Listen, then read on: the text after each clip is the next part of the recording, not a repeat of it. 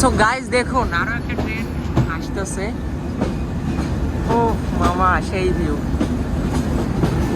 কিন্তু ট্রেনটার গতি খুবই কম, এখানে হয়তো দাঁড়াবে ট্রেনটা। এটা হচ্ছে লোকাল ট্রেন, একদমই লোকাল এটা।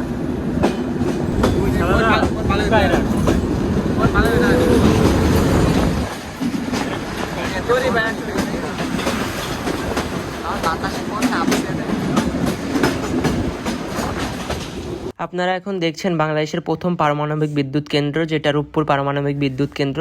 এটি দেশের বিদ্যুৎ উৎপাদন সক্ষমতা বাড়াতে গুরুত্বপূর্ণ ভূমিকা রাখবে এবং আধুনিক বাংলাদেশের অন্যতম বড় অবকাঠামো প্রকল্প। সো গাইস আমরা এখন আছি ঈশ্বরদী, আর এখানে আমাদের ট্রেন প্রায় আধা ঘন্টা মতন দাঁড়াবে, কারণ এখান থেকে লোকোমোটিভ চেঞ্জ হবে। তারপর আমরা রাজশাহীর উদ্দেশ্যে আবার রওনা দেবো। ততক্ষণ আমাদের এখানে ওয়েট করা লাগবে। আর এটা হচ্ছে ঈশ্বরদী রেল স্টেশন, যাকে বলে ঈশ্বরদী জংশন আর কি। দেখো অনেক বড় একটা জংশন, এটা হচ্ছে ঈশ্বরদী। এই কামরুল,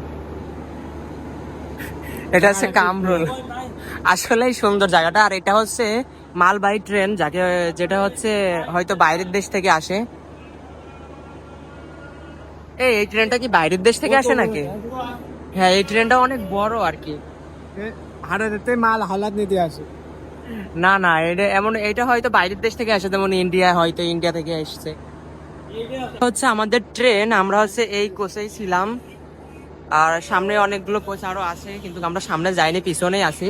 এই ইমরুল, কথা হচ্ছে এই ট্রেনটা কি বাইরের দেশ থেকে আসে নাকি? কোথা থেকে এই ট্রেনটা? এটা আসে কি ইন্ডিয়াতে?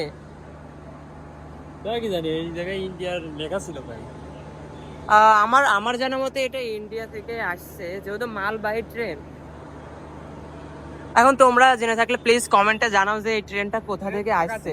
তো ঈশ্বরদী আধা ঘন্টা দাঁড়ানোর পর ফাইনালি আমাদের ট্রেন ছাড়ছিল। আর আমার মনে হয় যে একটু বেশিই দাঁড়ায় এখানে, কারণ এতক্ষণ না দাঁড়িয়ে যদি 10-15 মিনিট, কারণ লোকোমোটিভ চেঞ্জ করতে এত টাইম লাগার কথাও না আমার মনে হয়।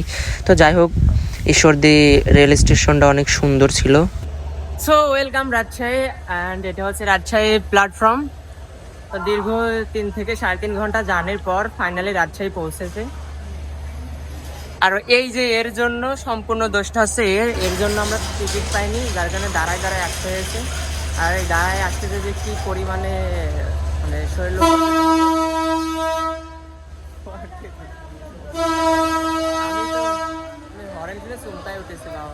জাস্ট দেখুন রাজশাহীর প্ল্যাটফর্মটা কত সুন্দর, রেল স্টেশনটা কত সুন্দর।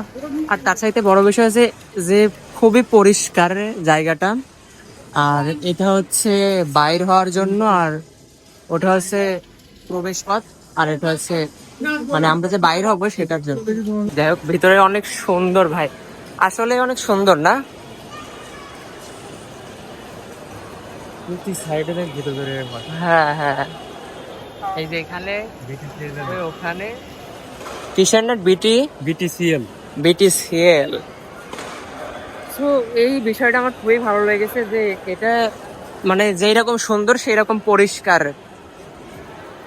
রাজশাহী কিন্তু পরিষ্কার পরিচ্ছন্নর জন্য বিখ্যাত, মানে আমের জন্য বিখ্যাত তো আছে, সেই সাথে পরিষ্কারের দিকটাও এগিয়ে।